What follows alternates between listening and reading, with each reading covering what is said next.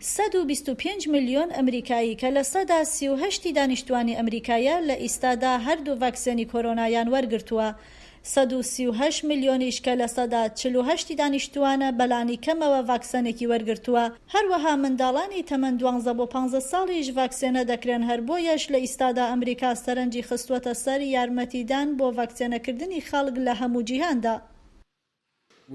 ئێمە ڤاکسینەکانمان بەکار ناهێنین بۆ ڕاکێشانی چاکی وڵاتانی تر.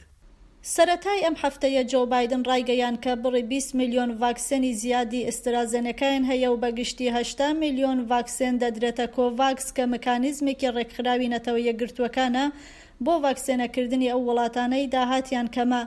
ئەمە بەشێکە لە قۆناغێکی سەرەتایی استراتیژی جیهانی کە هێشتا بەڕێوەبەرایەتی بایدن زۆر ڕوونی نەکردووەتەوە، بەڵام ئەوان سوورن لەسەر ئەوەی هەوڵەکانی ئەمریکا جیاواز بێ لە دیپلۆماسیەتی ڤاکسینی چین و رووسیا، ئەو دوو وڵاتەی کە لە زۆر وڵاتە دەیان ملیۆن ڤاکسینی کۆڤیدیان دابین کردووە، بەڵام هەندێک دەڵێن کە هەردوو مەبەستی سیاسیان لە پشت یارمەتیەکانەوە هەیە.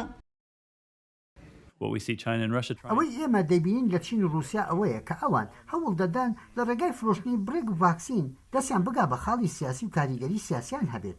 ئەوەی ئێمە دەمانەوێت ئەنجامی بدەین هەوڵێکی جەماوەریە بۆ کۆتایی هێنان بە پەتاکە و ڕێگەدانە بە بەرەو پێشچوونی ڕێبازی ئەمریکا کە هەوڵی بۆ دەدات.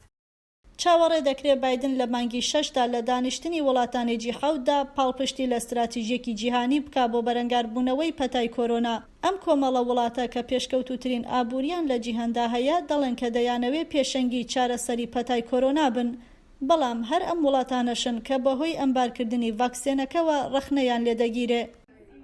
وڵاتە دەوڵەمەندەکان دەتوانن لە 100% دانیشتوانیان ڤاکسین بکەن بە منداڵانیشەوە.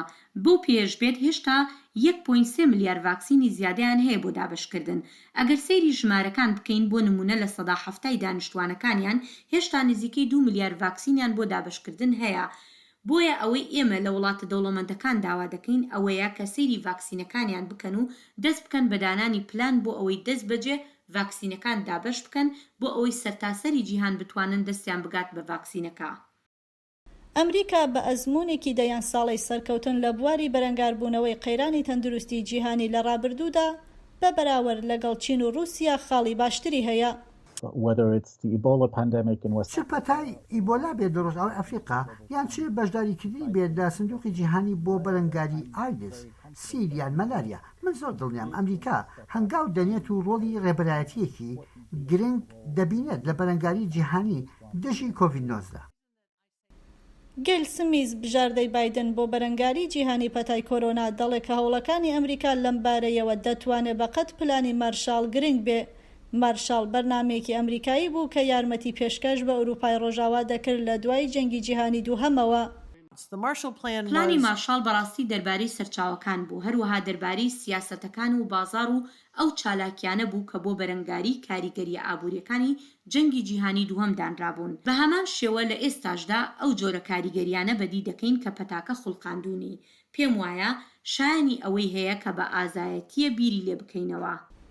جیان لە بەخشینی ڤاکسین ئەمریکا 4 میلیارد دلار یارمەتی کۆڤاکسی داوە و هەروەها پشگیری خۆشی بۆ لابردنی مافی داهێنانی ڤاکسینەکە لە ڕێکخراوی بازرگانی جیهانی ڕاگەیاندووە.